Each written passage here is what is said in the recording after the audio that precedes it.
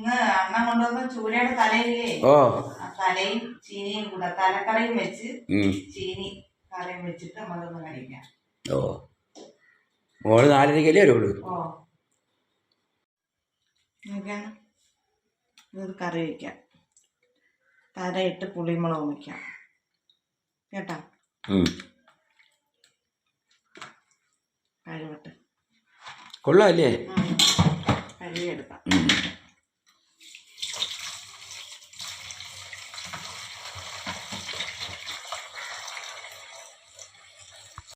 അത് മൂത്ത് ഇനി നമുക്ക് സവാളയെ ചതച്ചെടുക്കുക. പെട്ടെന്ന് വരണ്ട് വരും. നല്ല വരട്ടിയെടുക്കാം.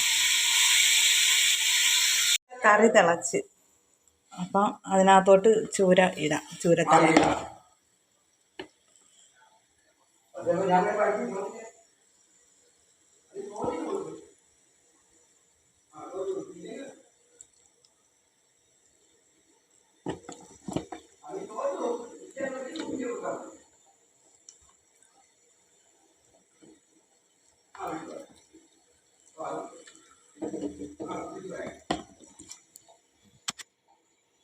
കഴിക്കാൻ പോണ്.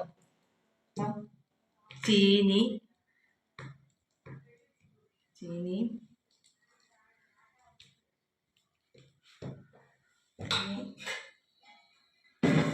നല്ല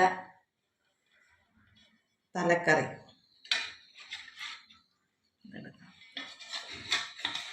തലയെടുക്കാം.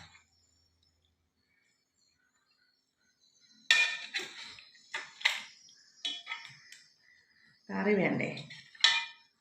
കറി വേണ്ട. കഴിക്കാം. കഴിക്കട്ടെ.